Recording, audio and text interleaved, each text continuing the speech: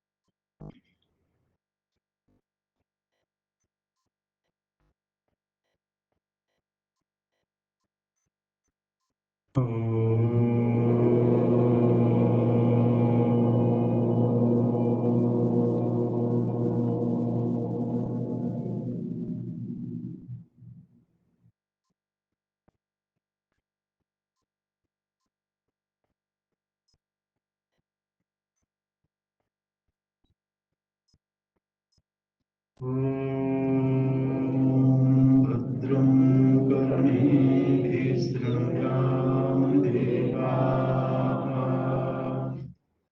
भद्रं पश्येमाक्षभिर्यजत्राः।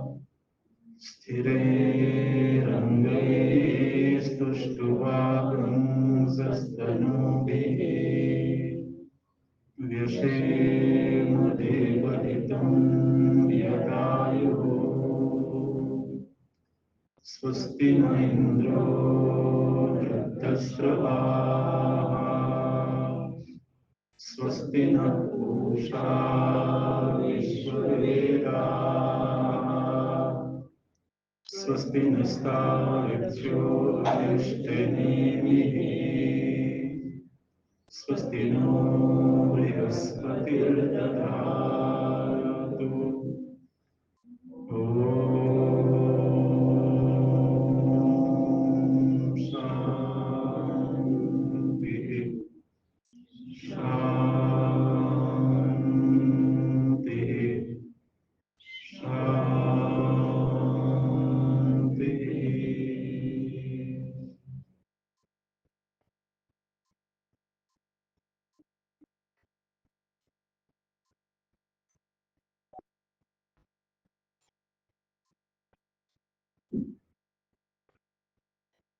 सदाशिवसमारम्भाम्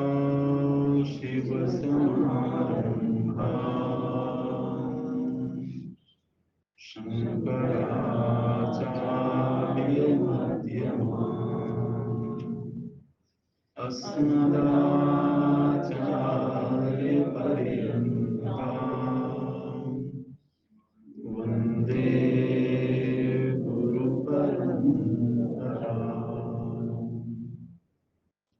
शङ्करं शङ्कराचार्यं केशवं बादरायणं सूत्रभाष्यकृतो वन्दे भगवन्तौ पुनः पुनः। भगवन्तौ पुनः पुनः।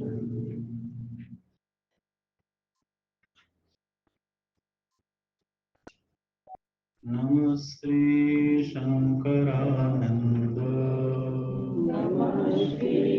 शङ्करानन्द गुरुपादाम्बुजन्मने गुरुपादाम्बुजन्मने सविलास महामोह सविलासमहामोह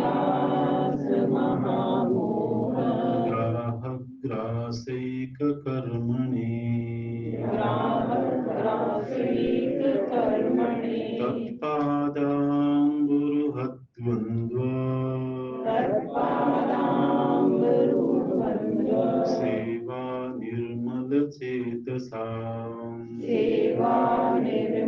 चेतसा सुखबोधाय तत्त्वस्य सुखबोधाय तत्त्वस्य विवेकोऽयं विधीयते विवेकोऽयं विधीयते।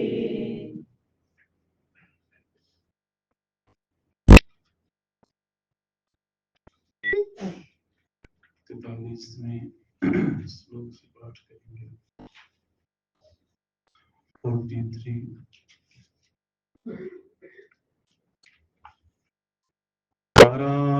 परात्मनोरेवम् परापरात्मनोरेवं युक्त्या सम्भावितैकता युक्त्या सम्भावितैकता तत्त्वमस्यादिवाक्यैः तत्त्वमस्यादिवाक्यैः सा भागत्यागेन लक्ष्यते सा भागत्यागेन लक्ष्यते। जगतो यदुपादानम् जगतो यदुपादानं मायामादाय तामसीम् मायामादाय तामसी निमित्तं शुद्धसत्त्वाम् निमित्तं शुद्धसत्त्वां तामुच्यते ब्रह्म तद्गिरा तामुच्यते ब्रह्म तद्गिरा। यदा मलिनसत्त्वां ताम् यदा मलिनसत्त्वां तां कामकर्मादिदूषिताम् कामकर्मादिदूषितां आदत्ते तत्परं ब्रह्म आदत्ते तत्परं ब्रह्म त्वं पदेन तदोच्यते त्वं पदेन तदुच्यते। त्रितैमपि तां मुक्त्वा त्रियैमपि तां भुक्त्वा परस्परविरोधिनीम् परस्परविरोधिनी अखण्डं सच्चिदानन्दम् अखण्डं सच्चिदानन्दं महावाक्येन लक्ष्यते महावाक्येन लक्ष्यते। सोऽयमित्यादिवाक्येषु सोऽयमित्यादिवाक्येषु विरोधात्तदिदन्तयोः विरोधात्तदिदन्तयोः त्यागेन भागयोरेक त्यागेन भागयोरेक आश्रयो लक्ष्यते यथा आश्रयो लक्ष्यते यथा मायाविद्ये विहायैवम् मायाविद्ये विहायैवम् उपाधि परजीवयोः उपाधि परजीवयोः अखण्डं सच्चिदानन्दम् अखण्डं सच्चिदानन्दं परं ब्रह्मैव लक्ष्यते परं ब्रह्मैव लक्ष्यते। सविकल्पस्य लक्ष्यत्वे सविकल्पस्य लक्ष्यत्वे लक्ष्यस्य स्यादवस्तुता लक्ष्यस्य स्यादवस्तुता निर्विकल्पस्य लक्ष्यत्वम् निर्विकल्पस्य लक्ष्यत्वं न दृष्टं न च सम्भवे न दृष्टं न च सम्भवी। विकल्पो निर्विकल्पस्य विकल्पो निर्विकल्पस्य सविकल्पस्य वा भवेत् सविकल्पस्य वा भवेत्। आद्ये व्याहतिरन्यत्र आद्येयादितन्त्र अनवस्थात्माश्रयादयः अनवस्थात्मनाश्रयादयः इदं गुणक्रिया जाति इदं गुणक्रिया जाति द्रव्यसम्बन्धवस्तुषु द्रव्यसम्बन्धवस्तुषु समं तेन स्वरूपस्य समं तेन स्वरूपस्य सर्वमेतदितिष्यताम् सर्वमेतदितिष्यताम् विकल्पतद्भावाभ्याम् विकल्पतद्भावाभ्याम् संस्पृष्ट असंस्पृष्टात्मवस्तुनि वस्तुनि असंस्पृष्टात्मवस्तुनि असंस्पृष्टात्मवस्तुनि विकल्पितत्वलक्ष्यत्व विकल्पतत्त्वलक्ष्यत्व बन्धाद्यास्तु कल्पिताः बन्धाद्यास्तु कल्पिताः विकल्पितत्वलक्ष्यत्व विकल्पतत्त्वलक्ष्यत्व सम्बन्धाद्यास्तु कल्पिताः सम्बन्धाद्यास्तु कल्पिताः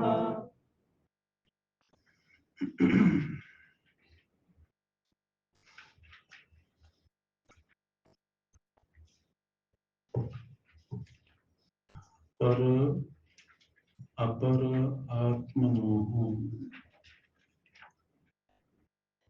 युक्त्या एकता संभाविता परब्रह्म और अपर। पर का अर्थ है ईश्वर और अपर का अर्थ है जीव। तो जीव और ईश्वर इन दोनों की एकता युक्ति से संभव है। युक्त्या एकता संभाविता, विचार करने से, आरंभ में अनुभव से नहीं। जिस तरह से पूर्व में हम लोगों ने देखा कि अवस्था त्रय में संबित एक है, इसको हम अनुभव से भी जान सकते हैं। लेकिन वह संबित ब्रह्म है, ये श्रुति वाक्य से सिद्ध होता है। ठीक इसी तरह से जो अविद्योपाधिक चेतन है और जो मायोपाधिक चेतन है, ये दोनों एक ही हैं। ये युक्ति से सिद्ध होगा। बोलते हैं युक्त्या संभाविता। अगर थोड़ा विचार किया जाएगा, एकाग्र होकर के विचार किया जाएगा, तो ये एकता सिद्ध हो जाएगी। लेकिन इसमें भी युक्ति और वेद वाक्य दोनों के सहयोग की अपेक्षा होगी। तो बोलते हैं तत्त्वमस्यादि वाक्य ही। युक्ति का प्रयोग करते समय महावाक्यों का सहारा लेना होगा। महावाक्यों के सहारे जब हम महावाक्य के भागत त्याग लक्षणा का प्रयोग करेंगे, तब जीव ब्रह्म की एकता, जीव और ईश्वर की ब्रह्मता की सिद्धि हो जाएगी। पूर्व की कक्षा से इस बात को ध्यान रखना है कि जीव में ईश्वरता की सिद्धि नहीं।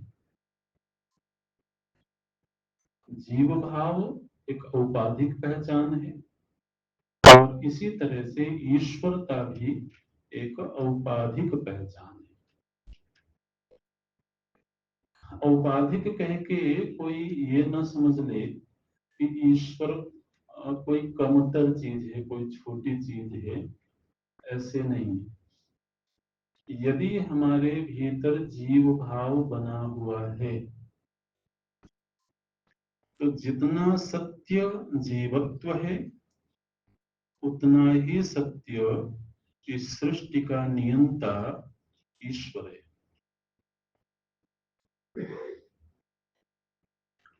तो हम किस बिंदु पर, किस धरातल पर बैठ करके ये विचार कर रहे हैं, ये बहुत ध्यान रखने की आवश्यकता होती है।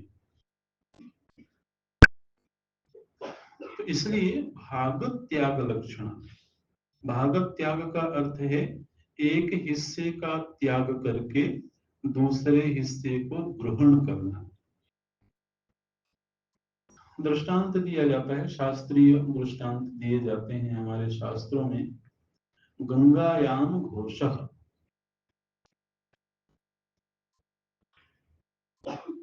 आपका घोष कहाँ है? घोष का अर्थ होता है छोटा सा गांव। तो आपका गांव कहाँ है? किसी से पूछा गया तो उन्होंने उत्तर दिया गंगायाम घोषा, गंगा में है। तो गंगा में कोई घोष कैसे हो सकता है? तो गंगा में है का अर्थ है गंगा के तट पर है। वाक्य तो ऐसे बनेगा गंगायाम घोषः, लेकिन जब उसकी विवृत्ति होगी, व्याख्या होगी, तो गंगायाम तटे घोषः वर्तते।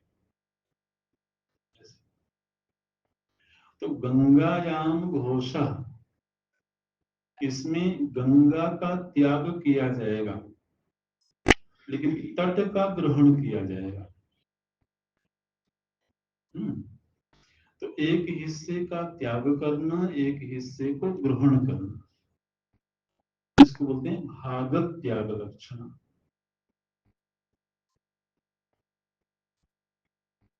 लेकिन अगर कोई कहे कि शोणो धावती, ये थोड़ा आपको शास्त्रीय भाषा का एक रस देते हैं। शोणो धावती, शोण का अर्थ होता है लाल, रक्त। तो कोई कहेगा कि लाल दौड़ रहा है, तो लाल तो एक रंग विशेष है, वो कैसे दौड़ सकता है? तो ये कहना चाह रहे हैं कि शोणो अश्व धावती, लाल रंग का घोड़ा दौड़ रहा है। ऐसे तो लाल दौड़ रहा है, इसके पूरे वाच्यार्थ का त्याग करना पड़ेगा, है ना? क्योंकि लाल नहीं दौड़ सकता है, दौड़ने का कार्य घोड़े का है। ऐसे तो ये भाग लक्षणा, त्याग लक्षणा, भागत त्याग लक्षणा, इनका विस्तृत चिंतन शास्त्रों में होता है। आपको थोड़ा केवल एक संकेत के रूप में हमने बताया। तो अब यहाँ तत्व तत्वम असि, इस महावाक्य में भागत त्याग लक्षण कैसे लगेगा, तो उसकी प्रक्रिया देखिए आप। जगतो यद उपादानम मायाम आदाय तामसीम निमित्तम शुद्ध सत्वाम ताम उच्यते ब्रह्म तद गिरा। इस महावाक्य में तीन शब्द हैं, तत्, त्वम, असि।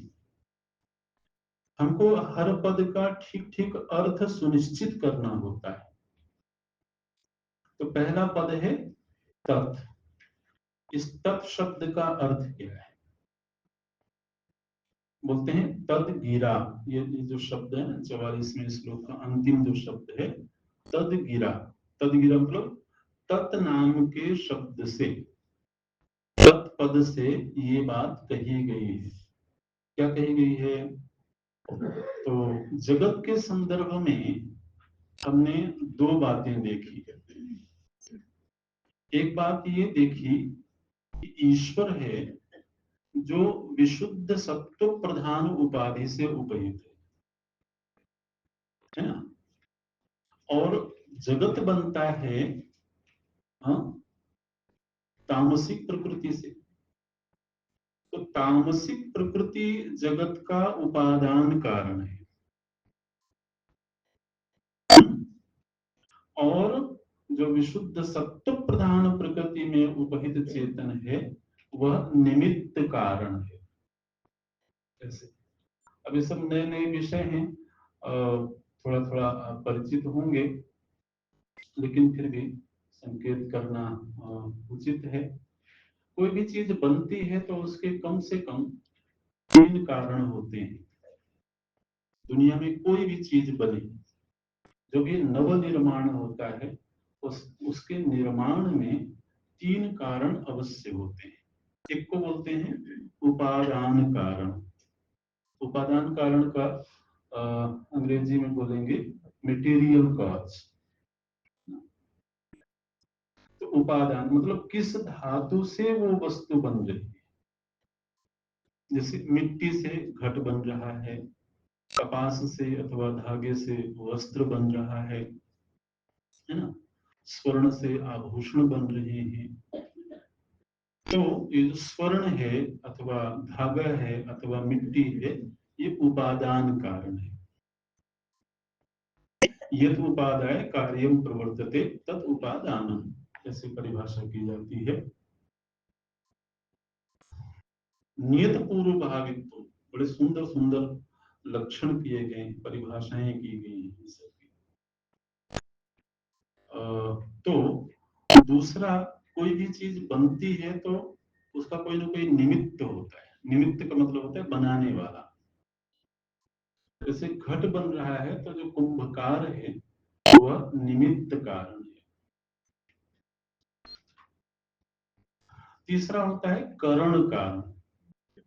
करण कारण का अर्थ है कुछ औजारों के माध्यम से उसको बनाया जाता है।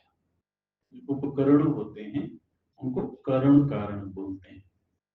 आप देखेंगे दुनिया में कोई भी चीज बनी हो, वस्त्र बने हैं तो उसका कोई मटेरियल है, फिर कोई बनाने वाला है, बनाने के लिए कुछ मशीनरी का प्रयोग हुआ होगा, ऐसे।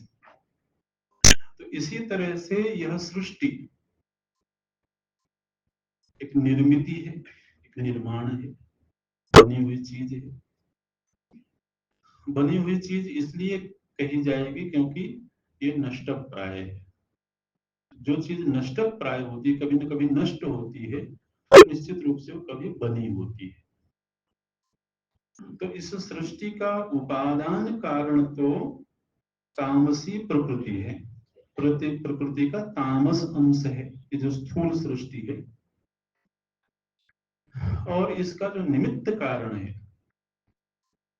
आपको याद होगा तो उसी समय पर कहा गया था ईश्वराज्ञया, ये शब्द आया था ना, ईश्वराज्ञा, ईश्वर की आज्ञा से,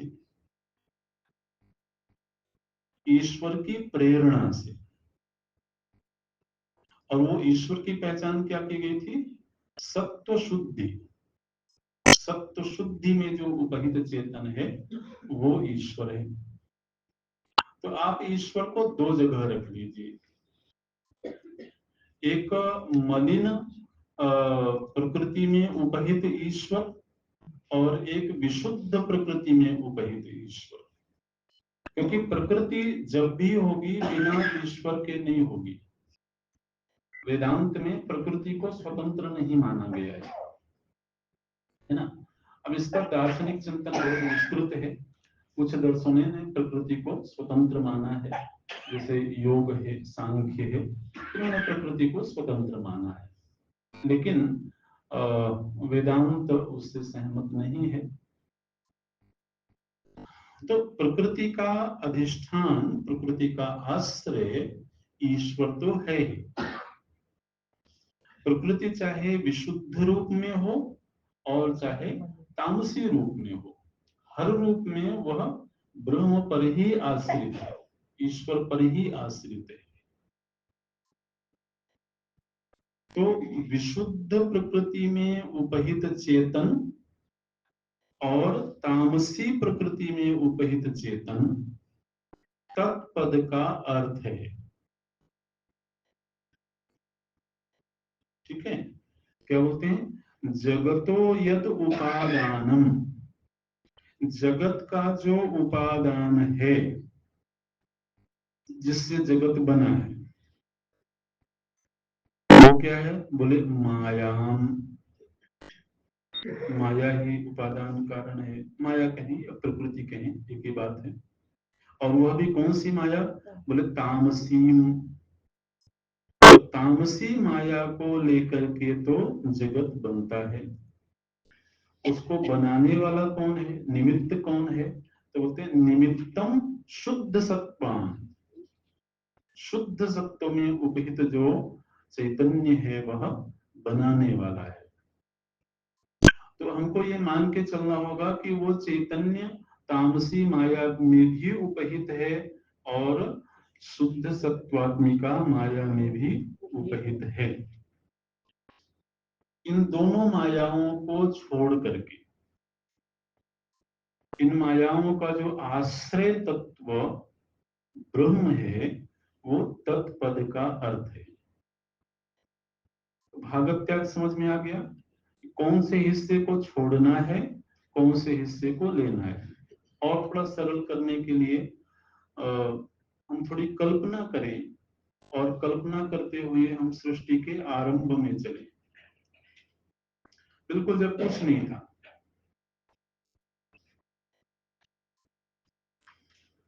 जब कुछ नहीं था तब भी ब्रह्म था। सत एव सौम्य इदमग्र आसीत, सत तत्व था। और प्रकृति थी त्रिगुणात्मिका, वह साम्यावस्था में थी। तो साम्यावस्था होने का मतलब है कि प्रकृति का अलग से भान नहीं था। अब जब प्रकृति में क्षोभ हुआ तो वो जो प्रकृति है वह ब्रह्म पर ही आश्रित थी, वो स्वतंत्र नहीं थी।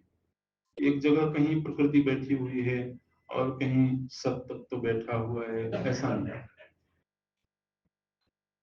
जिस समय पर हम सुषुप्ति में जाते हैं उस समय हमारी सारी पहचान, हमारा सारा ज्ञान, हमारे सभी संस्कार कहाँ चले जाते हैं?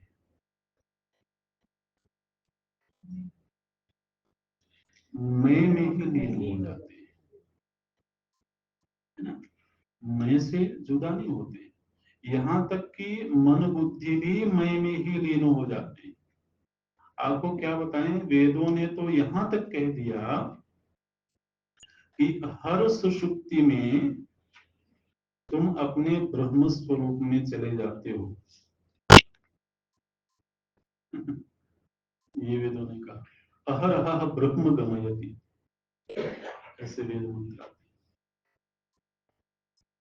वो तो केवल अज्ञान की दशा होने के कारण तुम्हें इस बात का बोध नहीं हो पाता है कि तुम अपने स्वरूप में चले गए थे। लेकिन हमारी सारी समझ, सारे संस्कार, सारी पहचाने, वो सब आत्मा से एक रूप हो जाते हैं, पृथक पृथक अनुभव नहीं होता। ठीक इसी तरह से प्रलय काल में ये समूची सृष्टि बीज रूप में उस पर ब्रह्म परमात्मा से एक रूप हो जाती है। इसलिए यहाँ कोई भी भेद नजर नहीं आता है। यहाँ तक कि आकाश भी परमात्मा में लीन हो जाता है। तो अब प्रकृति चाहे विशुद्ध सत्वात्मिका हो चाहे तामसिक हो, दोनों का आश्रय तो ब्रह्म ही है। आखिर हमारे भीतर जो अज्ञान है, तो अज्ञान भी कहाँ रह रहा है? ये बड़ी अद्भुत लीला है। ज्ञान स्वरूप आत्मा में ही अज्ञान भी रह रहा है।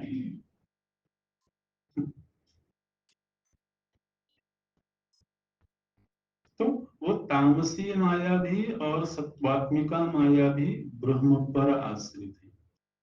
सत्वात्मिका माया के माध्यम से ब्रह्म जगत का निमित्त कारण बनता है, और तामसी माया के माध्यम से वही ब्रह्म जगत का उपादान कारण बनता है। तो दोनों ही मायाओं को अगर छोड़ दिया जाए और उन मायाओं का जो आश्रय तत्व ब्रह्म है उसको ग्रहण कर लिया जाए, तो इसको बोला जाएगा भाग त्याग। तत्पद का वाच्यार्थ है औपाधिक ब्रह्म, और तत्पद का लक्ष्यार्थ है निरुपाधिक ब्रह्म।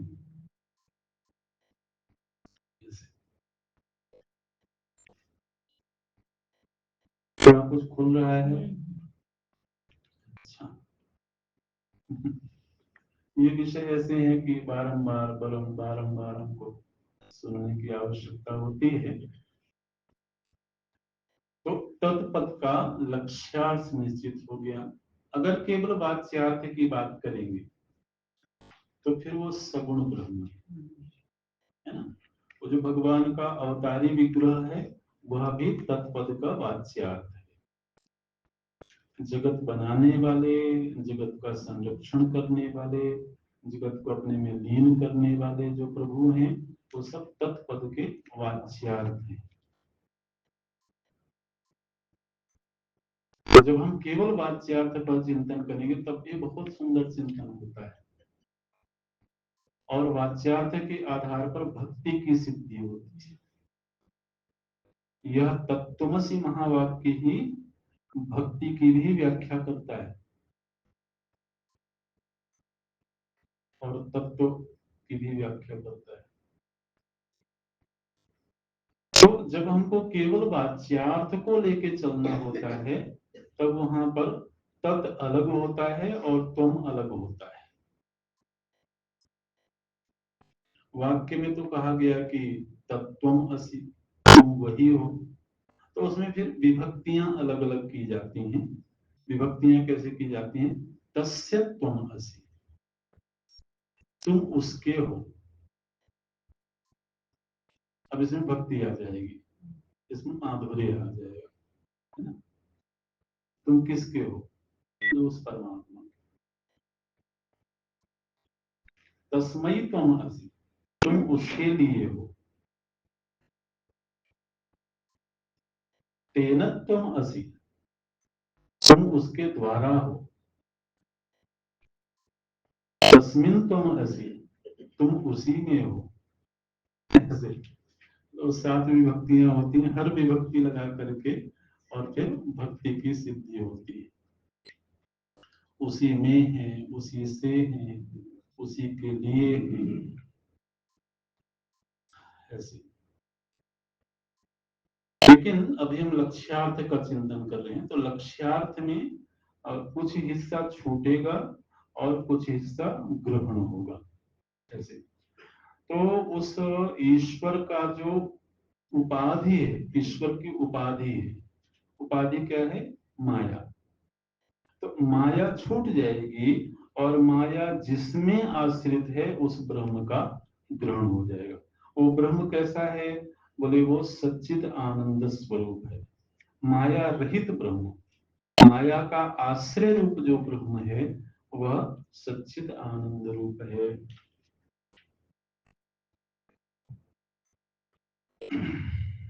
ठीक इसी तरह से यदा मलिन सत्वांताम, यह जो मलिन सत्व है अर्थात जीव की उपाधि, अज्ञान रूपी उपाधि, इस उपाधि में आने के कारण वही ब्रह्म काम कर्म आदि दोषों से दूषित हो गया। स्वरूपतः तो हम भी वही हैं जो माया में उपाधित तो ब्रह्म है, लेकिन माया में उपहित होने के कारण वह सर्वज्ञ है, वह सर्वशक्ति है, सर्वनियंता है, सर्वसाक्षी है, सर्वप्रेरक है।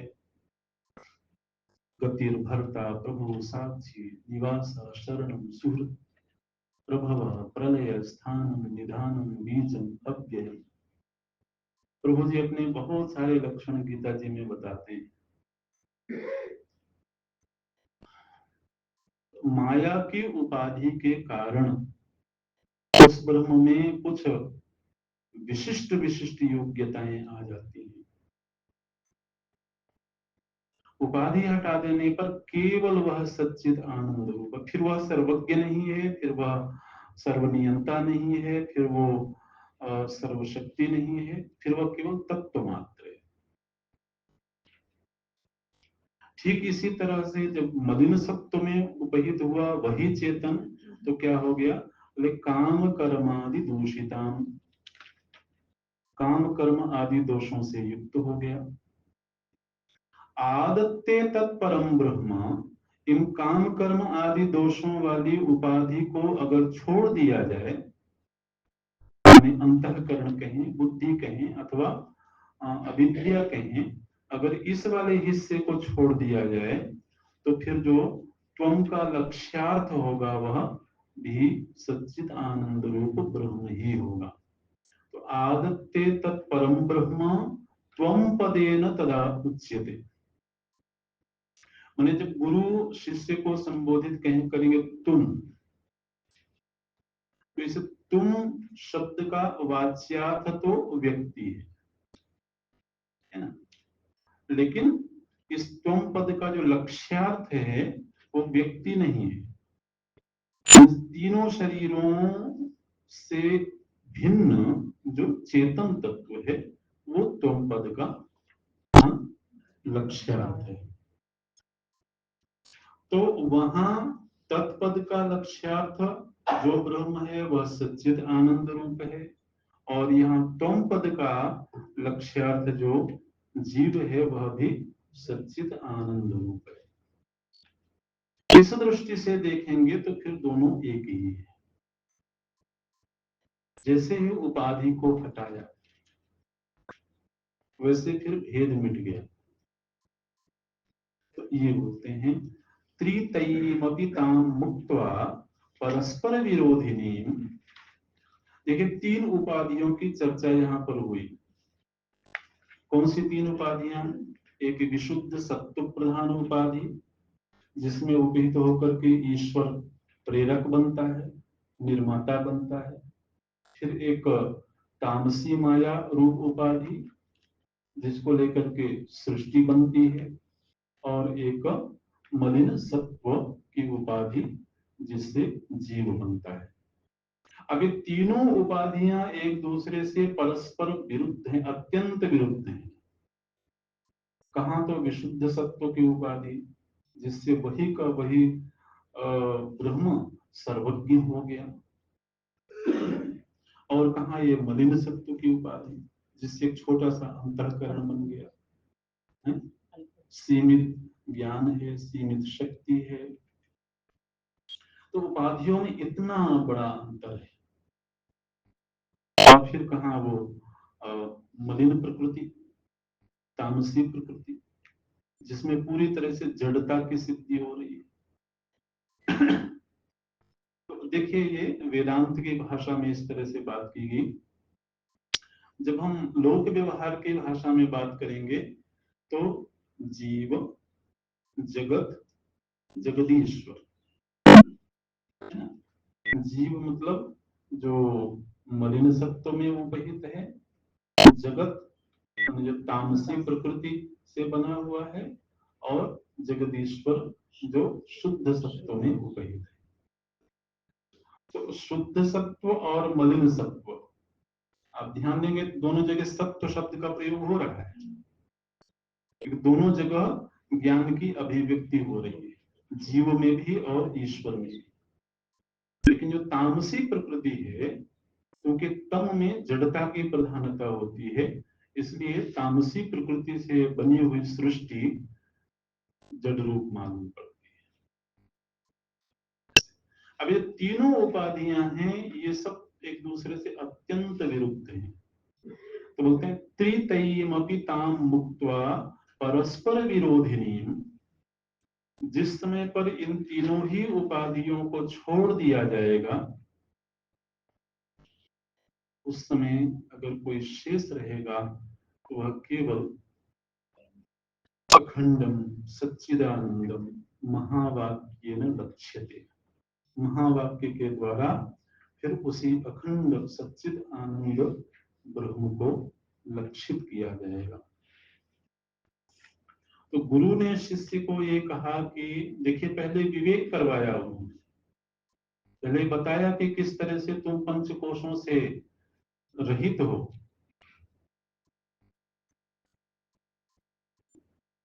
फिर जब शिष्य के मन में निश्चय हो गया कि मैं स्थूल शरीर भी नहीं हूँ, सूक्ष्म शरीर भी नहीं हूँ, और अविद्या रूप कारण शरीर भी नहीं हूँ, लेकिन मैं हूँ, आत्मा का निषेध नहीं हुआ, चारों ही अवस्थाओं में जाकर के, जागृत, स्वप्न, सुषुप्ति और समाधि, चारों ही अवस्थाओं में अगर कोई सत था, अगर किसी का अन्वय था, तो वो आत्मा का अन्वय था।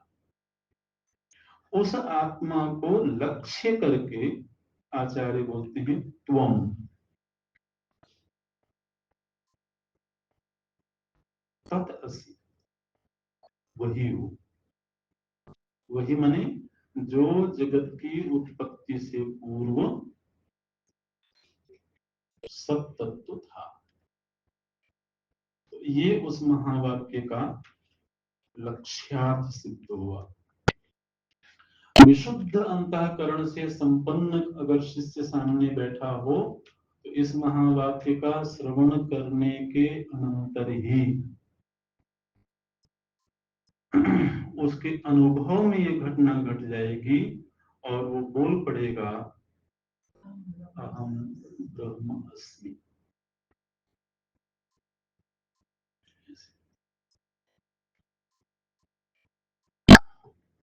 आगे बोलते हैं, स्वयं इत्यादि वाक्येन विरोधात् तत् विरोधात् तद इदन्तयोः त्यागेन भागयोरेव आश्रयो लक्ष्यते। यथा शास्त्रों में जो दृष्टांत बड़ा प्रसिद्ध है इस भागवत त्याग के लिए, जैसे हम प्रातः काल बोल रहे थे कि कोई देवदत्त नाम का एक व्यक्ति है, उससे हम 20 वर्ष पहले मिले और फिर अब मिल रहे हैं, तो हम बोलेंगे सोयम देवदत्तः सह अयम देवदत्तः, वह यही देवदत्त है, अथवा यह वही देवदत्त है। तो वहां कुछ हिस्से को छोड़ा गया है, कुछ हिस्से को ग्रहण करा किया गया है। तो स्वयं देवदत्ता वाक्य में भाग त्याग लक्षणा लगी हुई है। अगर सीधे सीधे वाच्यार्थ लिया जाएगा तो कभी भी सिद्ध नहीं होगा कि वो 20 वर्ष पहले वाला देवदत्त आज कैसे हो सकता है। वो तो इतना छोटा सा था, फिर वो ऐसा कैसे हो सकता है। लोग कभी घरों में जाते हैं, बच्चे को देखते हैं, तुम तो इतने छोटे से थे, तो हमेशा उतना ही छोटा रहेगा क्या, वो कभी बड़ा भी तो होगा, तुम तो इतने छोटे से थे। तो स्वयं देवदत्ता, उसने उसकी अवस्था को छोड़ दिया गया, अवस्था वाले को ग्रहण कर लिया गया। इस समय पर भी अवस्था को छोड़ दिया गया, अवस्था वाले को ग्रहण कर लिया गया। तो जो देवदत्त 20 वर्ष पहले था, वही देवदत्त आज भी है। ठीक इसी तरह से समष्टि उपाधि को छोड़ करके जो ब्रह्म है, वही ब्रह्म इस व्यष्टि उपाधि को छोड़ करके सिद्ध है। स्वयं इत्यादि वाक्येन विरोधात्, जिस हिस्से में विरोध है, अवस्थाओं में बड़ा विरोध है, एक शिशु देवदत्त है और एक युवा देवदत्त है, तो विरुद्ध अंश को तो छोड़ना पड़ेगा। अविरुद्ध अंश क्या है, वो जीव, जो बाल्यावस्था में भी वही था और युवावस्था में भी वही है। तो अविरुद्ध अंश को ग्रहण करना, विरुद्ध अंश को छोड़ देना, ये बोलते हैं। त्यागेन भागयोः, एक हिस्से का जब त्याग कर दिया जाएगा तो जो शेष हिस्सा रहेगा वही महावाक्य का लक्ष्य है। अब इसको समअप करते हैं, इस पूरे चिंतन को यहाँ पर संपन्न करते हैं 48वें श्लोक में। माया विद्ये विहाय, माया रूप उपाधि और अविद्या रूप उपाधि को विहाय, त्याग दिया। उपाधि पर जीवयो, ये दोनों उपाधियां किसकी हैं, एक पर की उपाधि है, पर की उपाधि है पर का अर्थ ईश्वर है, उसकी उपाधि है माया, है ना। और जीव की उपाधि है अविद्या। तो पर जीवयो, पर और जीव दोनों की उपाधियों को छोड़ देने पर शेष क्या रहेगा? अखंडम सच्चिदानंदम परम ब्रह्मैव लक्ष्यते। अखंड सच्चिद आनंद पर ब्रह्म लक्षित हो गया। ये आगे 3-4 श्लोक हैं वो एक एक बड़ा ही तकनीकी शास्त्रीय चिंतन है, लेकिन फिर भी हम थोड़ा उसका अर्थ तो करेंगे। शिष्य को जब ऐसा उपदेश प्राप्त हुआ तो शिष्य ने पूछा कि जिस लक्ष्य को आपने इंगित किया वह निर्विकल्प है कि सविकल्प है? उसने पहले सविकल्प निर्विकल्प सब पढ़ा होगा, है ना। निश्चित रूप से जो शिष्य इनके सामने होगा वो योग साधना करके आया होगा, क्योंकि योग साधना में ये सविकल्प निर्विकल्प की बड़ी चर्चा होती है। तो शिष्य ने पूछा कि आपने जिस लक्ष्य को मुझे दिया वह निर्विकल्प है अथवा सविकल्प है? देखिए क्या बोलते हैं, ये शिष्य का प्रश्न है एक तरह से। सविकल्पस्य लक्ष्यत्वे, आपका लक्ष्य सविकल्प है अथवा लक्ष्यस्य स्यात् अवस्तुता निर्विकल्पस्य लक्ष्यत्वं न दृष्टुम न च संभवी। माने आचार्य के द्वारा जो बात कही गई है उसमें थोड़ा सा दोष निकालने की चेष्टा कर रहा है शिष्य, है ना। कैसे दोष निकाल रहा है कि अगर तो आपका लक्ष्य सविकल्प है, ने आपने जिस ब्रह्म की बात करी वह ब्रह्म सविकल्प है, अगर ऐसा है तो वह सविकल्प वस्तु तो कभी भी सत्य होती नहीं। सविकल्प वस्तु कोई भी हो वह मिथ्या होती है, कभी न कभी उसका नाश हो जाता है। तो सविकल्पस्य लक्ष्यत्व, यदि आप सविकल्प को लक्षित कर रहे हो तो लक्ष्यस्य स्यात् अवस्तुता, तो लक्ष्य में अवस्तुता आ जाएगी। अवस्तुता मतलब वो मिथ्या हो जाएगा। और निर्विकल्पस्य लक्ष्यत्वे, अगर आप निर्विकल्प को लक्षित कर रहे हो तो निर्विकल्प की पहचान कैसे होगी? निर्विकल्प को लक्षित ही नहीं किया जा सकता। बोलते हैं निर्विकल्पस्य लक्ष्यत्वे न दृष्टम न च संभवी। आज तक किसी ने ना तो निर्विकल्प को देखा है और न ही निर्विकल्प को लक्षित किया जा सकता है। आखिर जिसको लक्षित करना हो उसके विषय में कुछ तो बताना पड़ेगा ना। गुण, क्रिया, जाति, नाम, संबंध,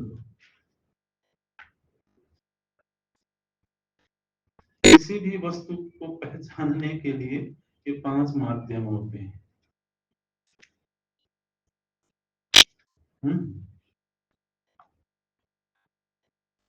इन सभी विषयों को जानना जरूरी है, इसलिए 6 दिन में बात नहीं बनती है।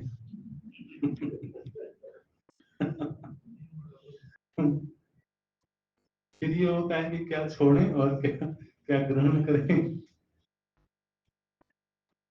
और वेदांत विचार ऐसा है ना, एक भवन निर्मित होता है जब कायदे से एक ईंट के ऊपर दूसरी ईंट रखी जाए। नहीं तो फिर पूरी रूपरेखा स्पष्ट नहीं होती है। अब ये एक विषय है, ये एक विस्तृत अपने आप में चिंतन की मांग कर रहा है। दुनिया में किसी भी वस्तु को जब हम पहचानते हैं तो उसको पहचानने के 5 माध्यम होते हैं।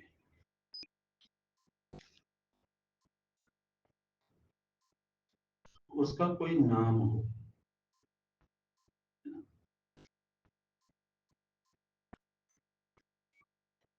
उसका कोई गुण हो,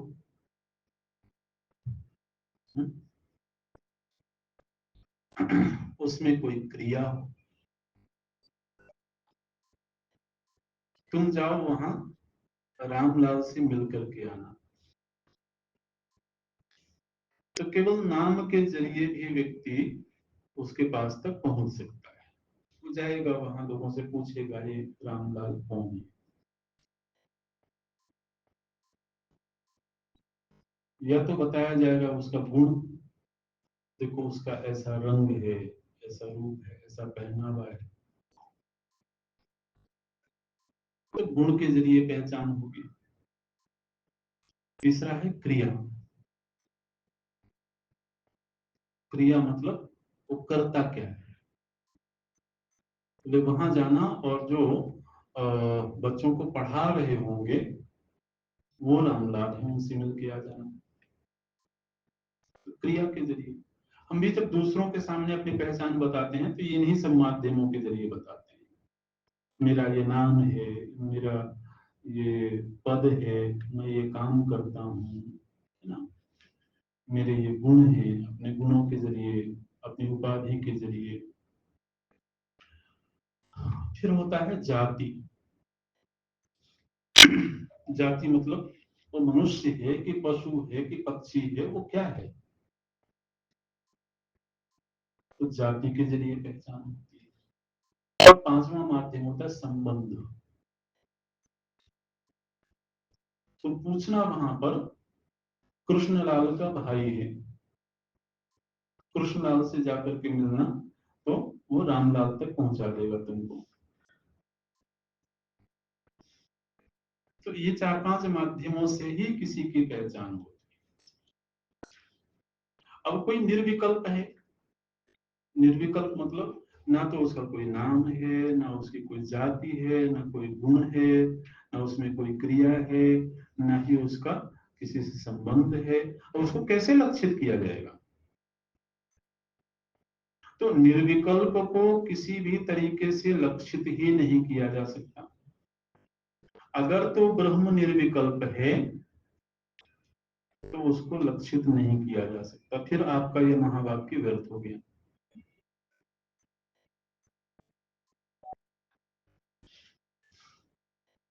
और यदि वो सविकल्प है तो सविकल्प वस्तु कभी भी शाश्वत नहीं होती है, कभी न कभी उसका नाश हो जाता है। तो अब आप बताइए कि आपने लक्षणावृत्ति से जिस तत्व को लक्षित किया वो सविकल्प है या निर्विकल्प है? बोलते हैं, उत्तर देते हैं गुरु जो है आचार्य, वो उत्तर देते हैं। कैसे उत्तर देते हैं? बोले विकल्पो अब ये सब तकनीकी चीजें हैं, आप केवल सुन लीजिए, शायद थोड़ा बहुत ग्रहण होगा तो ठीक है। बोले विकल्पो निर्विकल्पस्य सविकल्पस्य वा भवेत आद्ये व्याहति ही अन्यत्र अनवस्था आत्म आश्रयादयः। अच्छा, तुमने हमारे सामने 2 विकल्प रखे, एक निर्विकल्प वाला और एक सविकल्प वाला। अगर अगेन ये विकल्प हो गए ना, तुमने 2 ऑप्शन दिए ना कि जो जिसको हम लक्षित कर रहे हैं वो निर्विकल्प है कि सविकल्प है। अब यदि तुम्हारा ऑप्शन निर्विकल्प वाला है तो जैसे ही तुमने निर्विकल्प बोला, माने उसको सविकल्प से अलग किया, तो जिस किसी को दूसरे से अलग कर दिया जाएगा वो निर्विकल्प रहेगा ही नहीं, वो स्वयं सविकल्प हो जाएगा। दो लोगों को अलग करने के लिए दोनों की अलग अलग पहचान होनी चाहिए ना। तो तुमने जैसे ही निर्विकल्प बोला वह निर्विकल्प नहीं रह गया, उसको बोलते हैं वदतो व्याघात दोष। मम मुखे जिह्वा नास्ति, बोले कि मेरे मुख में जिह्वा नहीं है। ये आपकी घटेगा कभी? अगर जिह्वा नहीं है तो तुम बोल कैसे रहे हो?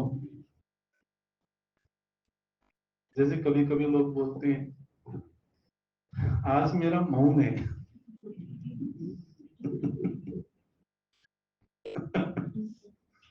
अच्छा, तो बोलते ही उसके वचन को भंग कर दिया गया। इसको बोलते हैं बदतो व्याघात दोष। एक दोष होता है, उसको बदतो जैसे ही हमने बोला, बोलने के क्षण ही वह वाक्य खंडित हो गया। तो जैसे ही तुमने हमारे सामने दो विकल्प रखे, एक निर्विकल्प और दूसरा सविकल्प, तो ये विकल्प रखते ही निर्विकल्प निर्विकल्प नहीं रह गया, क्योंकि दूसरे से भिन्न है ना, सविकल्प से भिन्न है। तो जैसे ही कोई किसी से भिन्न होगा, उसमें कोई विशेषता प्रकट हो जाएगी। वेदांत में बहुत सूक्ष्म चिंतन है, इसलिए निर्विकल्प निर्विकल्प जो बोलते रहते हैं ना लोग, उनको समझ ही नहीं है कि निर्विकल्प होता क्या है। इसलिए बोले कि तुम इस उलझन में मत पड़ो। निर्विकल्प बोलने पर व्याघात दोष आ जाएगा और सविकल्प बोलने पर अनवस्था दोष आ जाएगा। एक दोष होता है अनवस्था दोष, अभी उसकी ज्यादा चर्चा नहीं करेंगे। कुल मिलाकर के कहा यह गया 52वें श्लोक में जाकर के ये संपन्न हो जाता है। निर्णय आचार्य ने ये दिया कि हम उस तत्व की चर्चा कर रहे हैं जो सविकल्प और निर्विकल्प दोनों का आश्रय है। हम उसको लक्षित कर रहे हैं। वो सविकल्प का भी आश्रय है और निर्विकल्प का भी आश्रय। इसलिए वेदांत में परम तत्व को निराकार नहीं माना गया है ना, क्योंकि निराकार भी एक आकार ही है।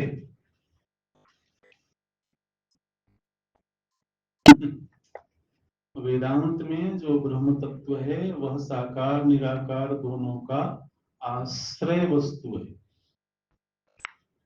क्योंकि आकार से विलग करके हमने किसी को निराकार कहा ना। तो जहां अलगाव हुआ वहां भेद हो गया। भेद वाली वस्तु सत्य नहीं हो सकती। तो 52वें श्लोक में ये संपन्न होता है। 53वें श्लोक से वेदांत में साधना का क्या स्वरूप है, श्रवण मनन आदि उनकी चर्चा करते हैं। तो